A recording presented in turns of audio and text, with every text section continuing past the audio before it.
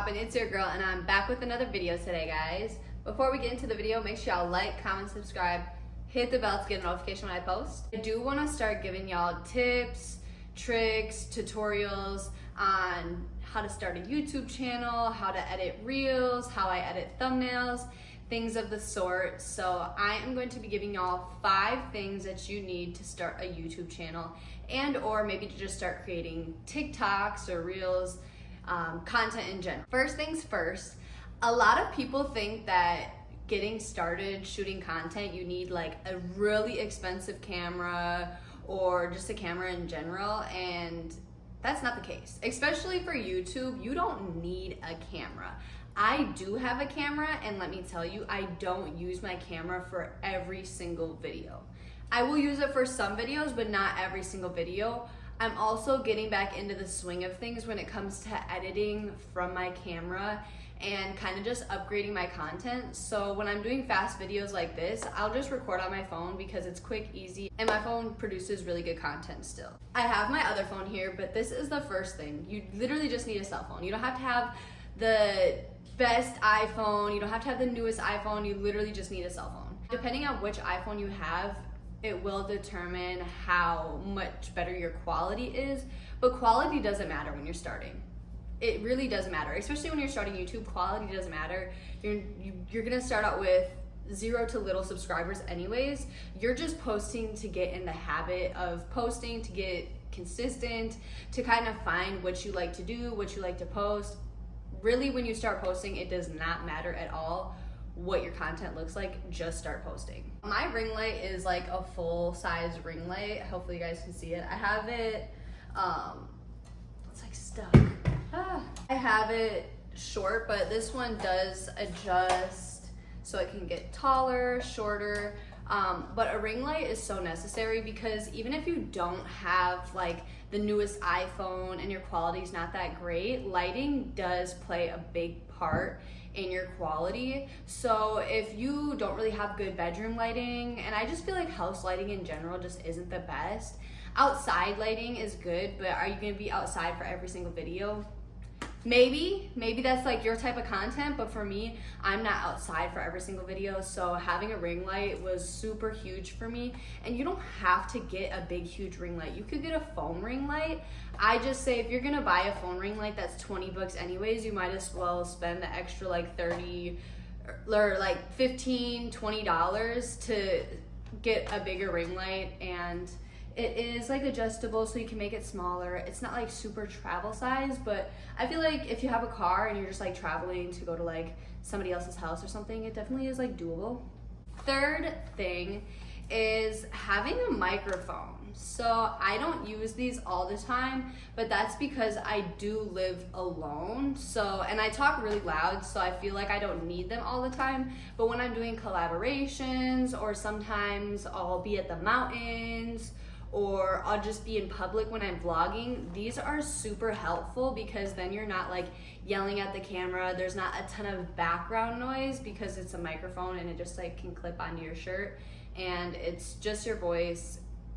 Very easy. And like I said, depending on what you're doing, if you're doing collaborations, if you're doing kind of like podcast theme, if you're gaming, whatever the case may be, I feel like these are just super helpful to have. I do have another brand, but it only came with one. Then I purchased this one. This one comes with 2, and they work simultaneously. So if I'm doing a collaboration, I can just plug this in and both of my microphones work. It also works really good for like public interviews and things like that. That way I'm not like going back and forth with the microphone. The fourth thing is editing apps. So I'm gonna give you 2 of the easiest editing apps that I use and I used getting started. You can also use Adobe, and there is some more editing apps that cost money per month. But like I said, if you're just starting out creating content, YouTube content, whatever the case may be, you really don't have to invest into editing apps just yet. I would start out with either iMovie or CapCut. 1, because they're easy to use, and 2, because they're free. So you can kind of get in the flow of things and see how you like editing, see what you like to edit, see your editing style before you make that choice to invest $20, $30, $40, $100 every month for an editing app. Fourth thing is a tripod. Now my phone is actually on my tripod because I'm recording on my phone. So I'm going to quickly put it on. So this ring light stand I also love. I did break it, but it came with, so this would be like on both sides. So the ring light actually can hold my phone. So if you get a ring light like this, you don't necessarily need to get a tripod right away, but a tripod is helpful because if, like I said, if you're recording outside, you don't necessarily want to bring your full ring light, and having a tripod is very easy. I also love the tripod I have because if I want to take like photos or like Instagram photos and I don't have anyone to take my pictures, I can use my tripod, and I'll show you how it works. I will link everything in the description below that I got. Everything I got is off of Amazon. So my ring light, my tripod, my microphone. This is the tripod that I use. I feel like this is the best tripod to invest into.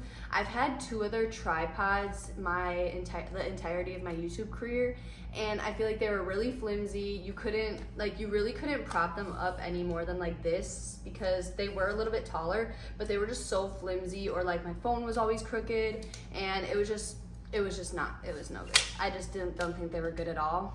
For a beginner, if you don't want to necessarily invest, I believe this one was like $35. If you don't want to invest $35 into a tripod and you just want something that's like can just go on the table, that's totally cool to get like a $10 or $15 one. But if you're the type of person that's like me, where I'm just like, if I know that I want to shoot content and I really want to get heavily into it, and instead of spending $15 and then in a few months spending another $35, I'm just gonna spend $35 straight up. So I am almost 5'7", and this is like almost as tall as me, so I want to say it's probably like, it goes at least like 5 feet tall. It's really easy to use. It's very like compactful, so it's like very like handheld. I literally carry this with me everywhere. Everyone's like, what is that? And like, form of self-defense. No, I'm just playing. But one thing that's really cool about this tripod is it comes with this clicker button, and if you just push up on it, it comes straight out.